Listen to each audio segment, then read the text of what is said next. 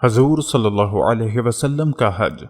بسم اللہ الرحمن الرحیم۔ السلام علیکم۔ زما وائس یوٹیوب چینل کے معزز خواتین و حضرات، ہم امید کرتے ہیں کہ آپ خیریت سے ہوں گے اور ہماری دعا بھی ہے کہ اللہ پاک آپ کو سدا عافیت کے سائے میں رکھے۔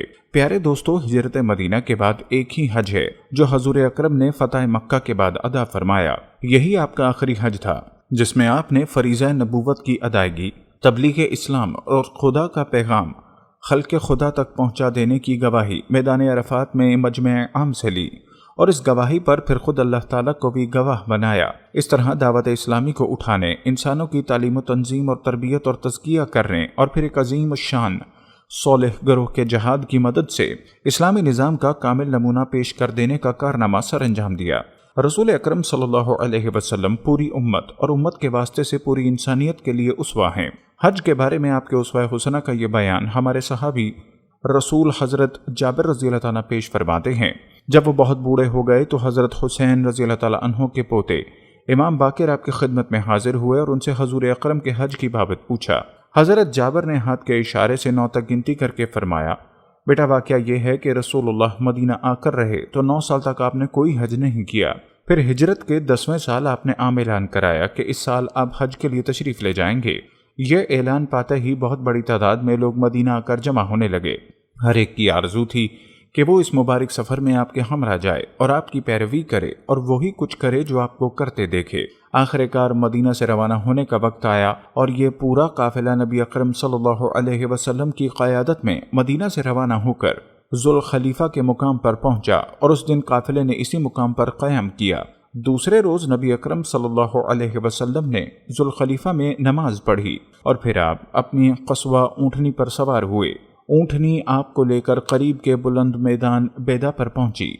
بیدا کی بلندی سے جب میں نے چاروں طرف نگاہ دوڑائی تو مجھے آگے پیچھے، دائیں بائیں، حد نظر تک آدمی ہی آدمی نظر آئے۔ کچھ سوار تھے اور کچھ پیدل۔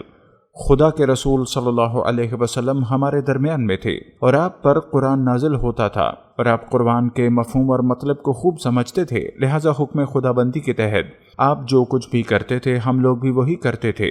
یہاں پہنچ کر آپ نے بلند آواز میں توحید کا تلبیہ پڑھا، لبیک اللہم لبیک، لبیک لا شریک لبیک، ان الحمد والنعمت لک والملک لا شریک لک۔ میں حاضر ہوں، میرے اللہ میں حاضر ہوں، میں حاضر ہوں، تیرا کوئی شریک نہیں، میں حاضر ہوں۔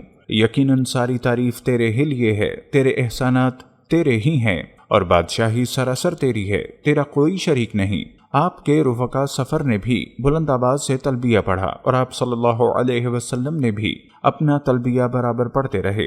حضرت جابر رضی اللہ تعالیٰ عنہ فرماتے ہیں کہ دراصل اس سفر میں ہماری نیت صرف حج ادا کرنے کی تھی۔ جب ہم سب لوگ نبی اکرم کی معیت میں بیت اللہ پہنچے تو نبی صلی اللہ علیہ وسلم نے سب سے پہلے حجر اسود کا استلام کیا، پھر طواف شروع کیا، اور پہلے 3 چکروں میں آپ نے رمل فرمایا، پھر 4 چکروں میں معمولی رفتار سے چلے، پھر آپ مقام ابراہیم پر آئے اور یہ آیت تلاوت فرمائی، اور مقام ابراہیم کو اپنے لیے عبادت گاہ قرار دے لو۔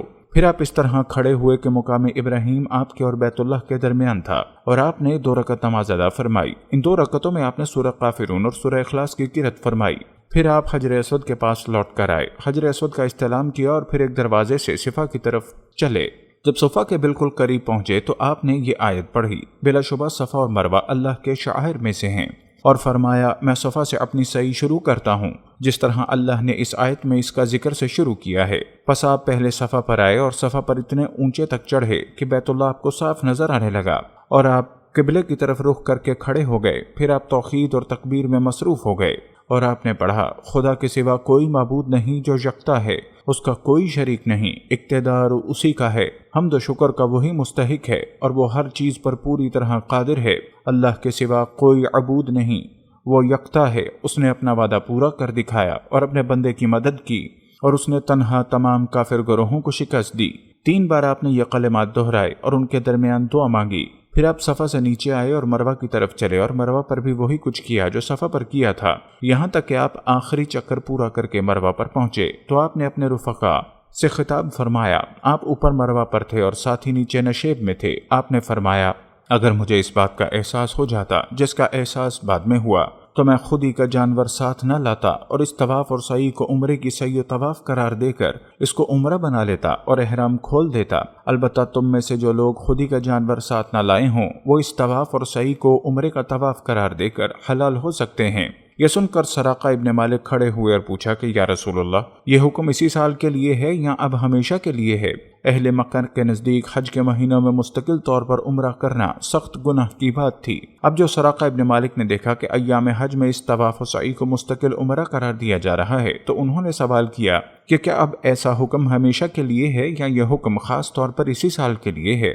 نبی صلی اللہ علیہ وسلم نے ایک ہاتھ کی انگلیاں دوسرے ہاتھ کی انگلیوں میں اچھی طرح ڈالیں اور فرمایا عمرہ حج میں اسی طرح داخل ہو گیا، یعنی ایام حج میں عمرہ کرنا اور حج کے ساتھ ایک ہی سفر میں عمرہ کرنا بالکل درست ہے۔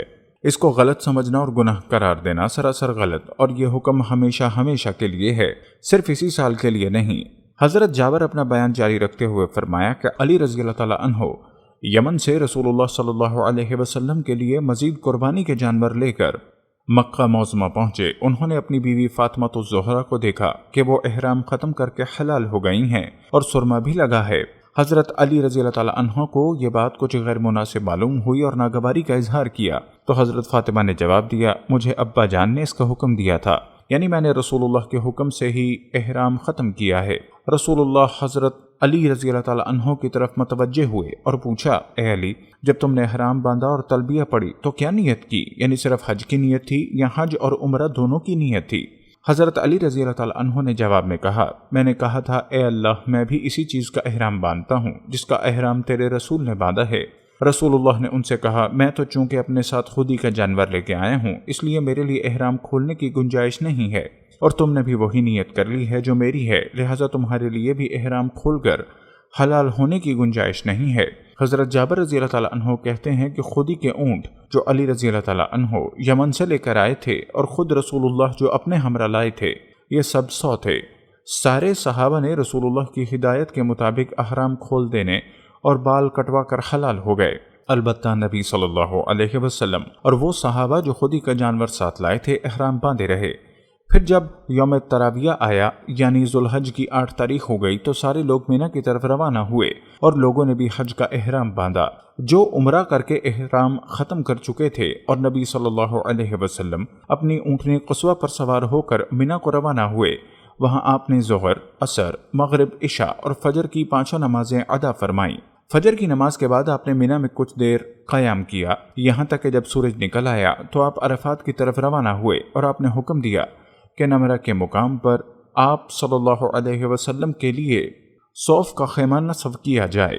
قریش کو اس میں ذرا شک نہ تھا کہ رسول اللہ صلی اللہ علیہ وسلم مشعر الحرام کے پاس ہی وقوف فرمائیں، جیسا کہ زمانہ جاہلیت میں ہمیشہ قریش کرتے رہے تھے، لیکن آپ مشعر الحرام کی حدود سے آگے نکل آئے اور میدان عرفات کی حدود میں آئے۔ آپ نے حکم دیا تھا کہ نمرہ کے مقام پر آپ صلی اللہ علیہ وسلم کے لیے خیمہ نصب کیا جائے، چنانچہ خیمہ نصب کر دیا گیا تھا اور آپ نے اسی خیمے میں قیام فرمایا تھا۔ پھر جب سورج ڈھلنے لگا تو آپ نے حکم دیا کہ آپ صلی اللہ علیہ وسلم کی اونٹنی قصوہ پر قجاوہ کس دیا جائے، چنانچہ اونٹنی پر قجاوہ کس دیا گیا۔